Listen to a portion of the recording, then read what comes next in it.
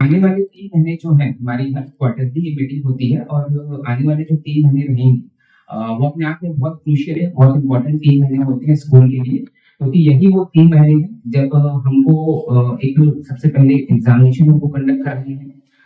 Next year के admissions की हमको इसमें तैयारियाँ करनी है, प्लस नेक्स्ट एकेडमिक ईयर की पूरी प्लानिंग, एकेडमिक प्लानिंग से लेकर बाकी जितनी भी प्लानिंग है, वो सारी हर तरह की प्लानिंग हमको करनी है। तो इसलिए ये 3 महीने हमारे बहुत इम्पोर्टेंट हो जाते हैं और इसलिए ज़रूरी है हम लोग हर बार डिस्कस करते रहते हैं, हर बार हमारे विज़न को हम लोग रिवाइज़ करते रहते हैं, ताकि आप लोग उससे अलाइन होकर हम आगे की अपनी तैयारियाँ करें। आने वाले 1 साल हमको किस तरह से करना है, उस विज़न के साथ हम अलाइन होके करें। तो 5 मिनट का मैं आपका समय दूँगा, हमारे स्कूल के जिस विज़न, हमारी हिस्ट्री और हमारे विज़न, जिस विज़न के साथ हम लोगों ने ये शुरुआत की थी, गायत्री स्कूल की शुरुआत की थी, उस विज़न को हम समझ लेते हैं।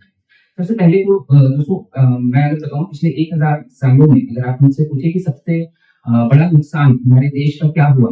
बहुत सारे इन्वेडर्स आए थे, पोर्चुगीज़ आए थे, देन मुगल्स आए थे, मंगोल्स आए थे, बहुत लोग आए थे और बहुत लोगों ने लूटा था। लेकिन इन सब चीज़ों में सबसे बड़ा नुकसान अगर आप पूछे तो वो था 1835 की जो एजुकेशन पॉलिसी थी, जो ब्रिटिश गवर्नमेंट की जो एजुकेशन पॉलिसी थी 1835 की, वो अब तक का हमारे सबसे बड़ा लॉस बोलना चाहिए। और ये मैं ऐसे ही नहीं बोल रहा हूँ, मैं आपको फिगर्स के साथ ही बता रहा हूँ।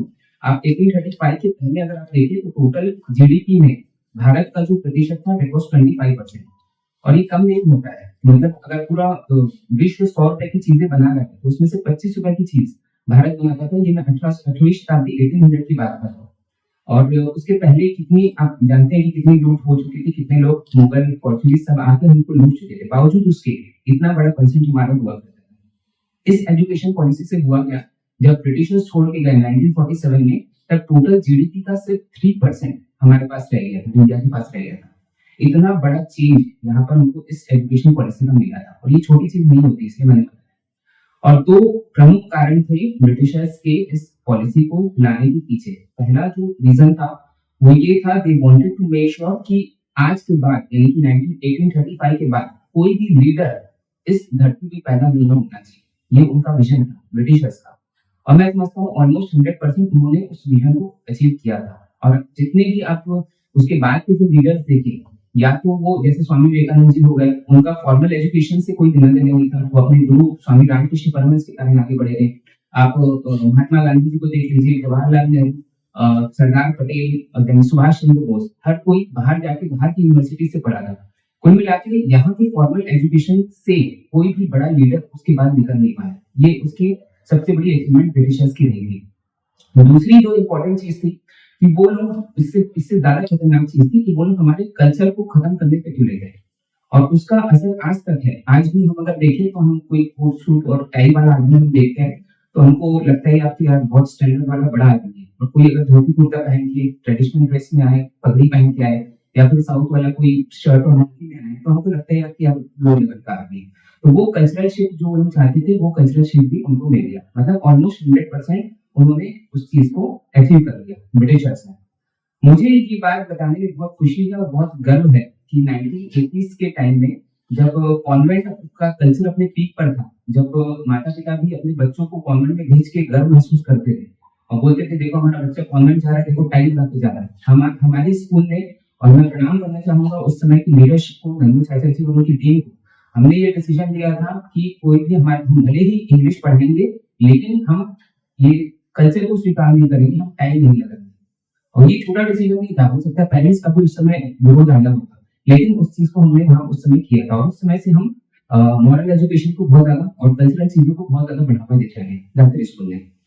दूसरी जो हमने लीडरशिप की बात की, लीडरशिप में अगर आपको लीडरशिप किसी की खत्म करनी है तो उसका बहुत आसान तरीका होता है कि इसको सोचने मत दो, उसका उसकी जो सोच है उसको खत्म कर दो। और यही हमारा एजुकेशन सिस्टम ने किया कि भाई ये पर्टिकुलर प्रॉब्लम है, इसका सिर्फ यही सॉल्यूशन हो सकता है, इसके अलावा कोई सॉल्यूशन तुम सोचना मत, है ना। ये क्वेश्चन है, इसका सिर्फ यही आंसर वर्ड टू वर्ड रहेगा। अगर तुमने इसके अलावा कोई आंसर लिखा या कुछ और कहीं से लिखा तो हम तुम्हारा फेल कर देंगे।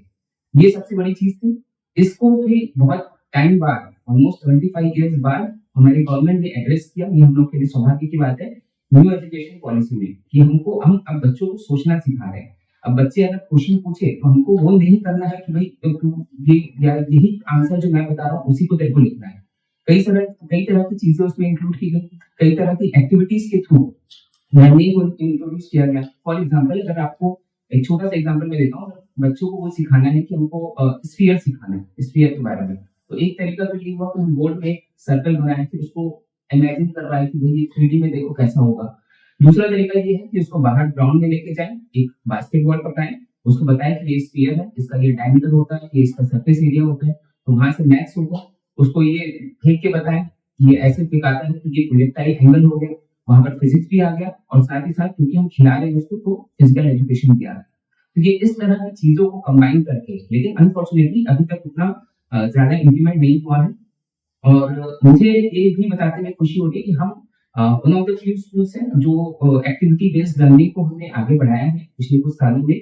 हालांकि अभी बहुत काम करना बाकी है और इसलिए मैं आज की बात हमारे प्रिंसिपल वाइस प्रिंसिपल के सामने ये चीज रख रहा हूँ कि इस चीज में हमको और आगे बढ़ना है कि किस तरह से हम इसको और आगे बढ़ा सकते हैं। तो इसलिए हमने ये चीज जरूरी, और पिछले साल पिछले 2 सालों से हम एजुकेशनल ट्रिप बच्चों को लेके जा रहे हैं। इस साल भी हमने लेके गया था, करीब 10 से 12 दिन की वो ट्रिप होती है। रोज एक क्लास जाती है, किसी दिन हम बैंक में लेके जाते हैं, किसी दिन हम पोस्ट ऑफिस में लेके जाते हैं, किसी दिन इंडस्ट्रीज में लेके जाते हैं। तो वहां से उनको प्रैक्टिकल नॉलेज मिलती है। अदरवाइज प्रॉब्लम यही होती थी, बहुत से पेरेंट्स ये बोलते थे कि भाई हमारा बच्चा 12th क्लास में आ गया, आज तक वो बैंक का फॉर्म नहीं भर पाता है, उसको ये नहीं पता कि पोस्ट ऑफिस में एफडी भी होता है। वो अभी तक यही समझता था कि पोस्ट ऑफिस में सिर्फ आपका चिट्ठियां जाती है। तो ये बहुत सारे प्रैक्टिकल नॉलेज है जो ऐसे एज सच क्लासरूम स्टडी से नहीं आते, उनको ये हमको ये सारी चीज करानी पड़ती है। और इसलिए हम इस चीज में आगे बढ़े और मुझे विश्वास है जिस तरह से हमने कल्चरल और मॉरल्स में हम आगे बढ़े थे, उसी तरह से आने वाले समय में हम लोग न्यू एजुकेशन पॉलिसी के इम्प्लीमेंटेशन में भी हम लोगों की एक निर्णायक भूमिका रहेगी। गायत्री स्कूल और गायत्री परिवार की एक निर्णायक भूमिका हमारी होगी।